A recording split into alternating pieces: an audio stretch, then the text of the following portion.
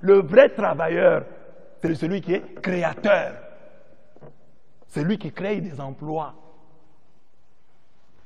C'est lui qui crée des entreprises.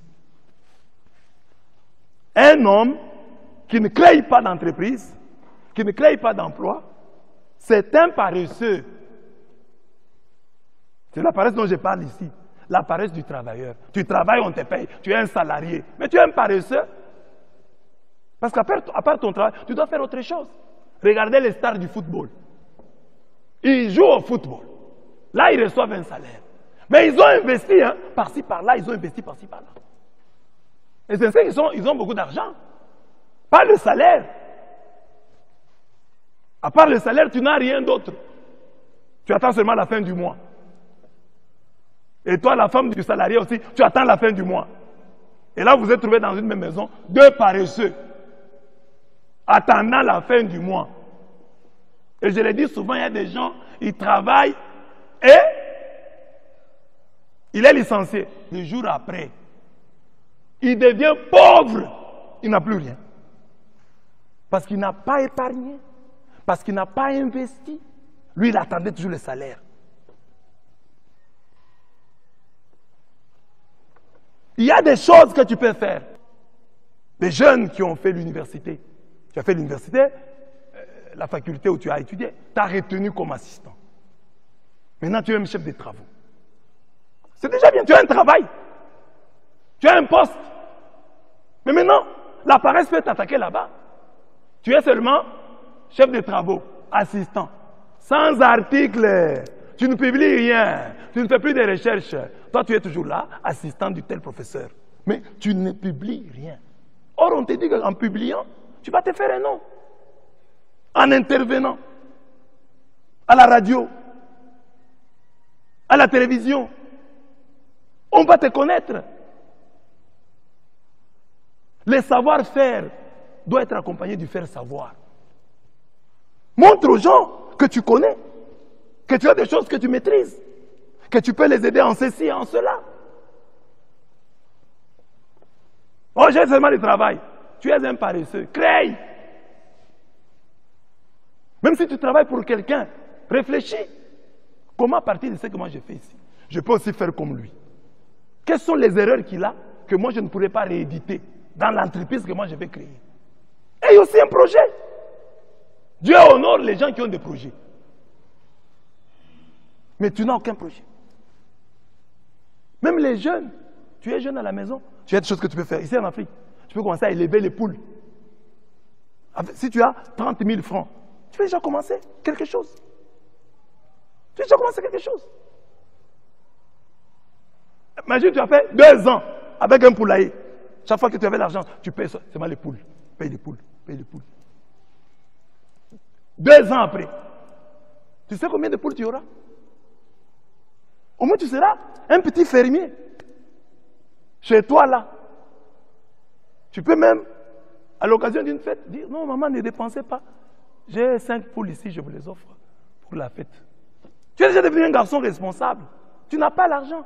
Mais le peu que tu as eu, tu l'as investi dans cette petite ferme.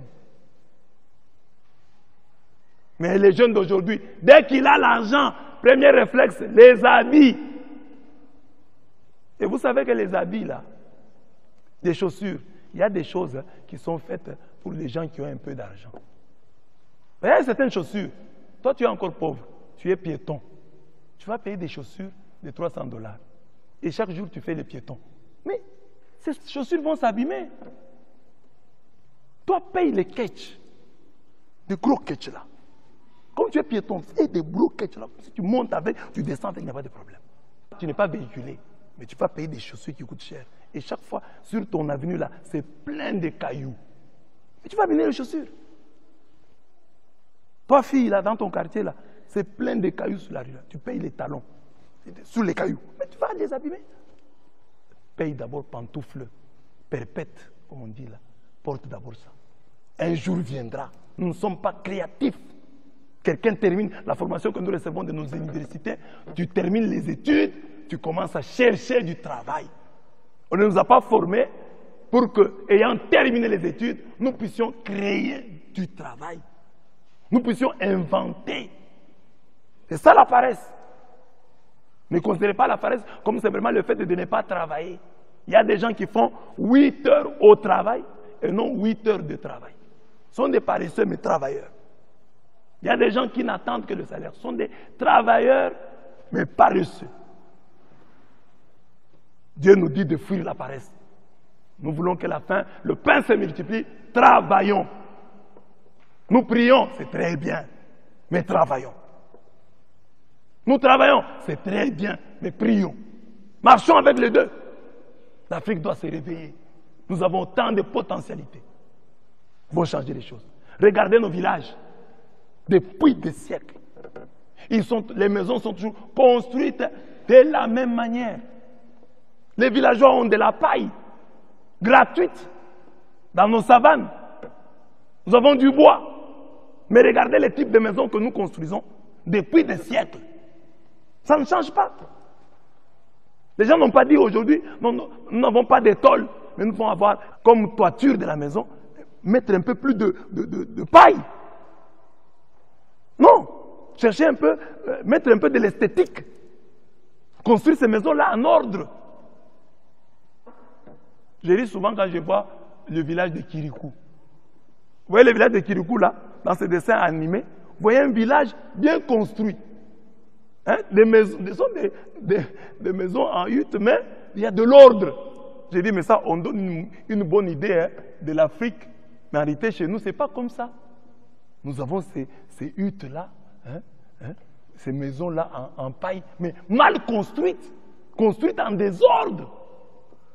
Nous n'avons pas le sens de l'esthétique. Depuis des années, nous n'allons pas accuser l'homme blanc. Il ne nous a pas interdit d'agrandir nos maisons au village. Donc, juste des petites pièces comme ça. Parce qu'il y a un blanc qui est là, qui est pour quelque chose. Nous devons construire ça. Les blancs ne viendront pas, ou l'homme politique ne viendra pas nous arrêter si nous arrangeons nos maisons. Ne racontons pas des histoires. Il y a notre part de responsabilité. Nous avons aussi un problème avec la paresse. Nous devons nous convertir.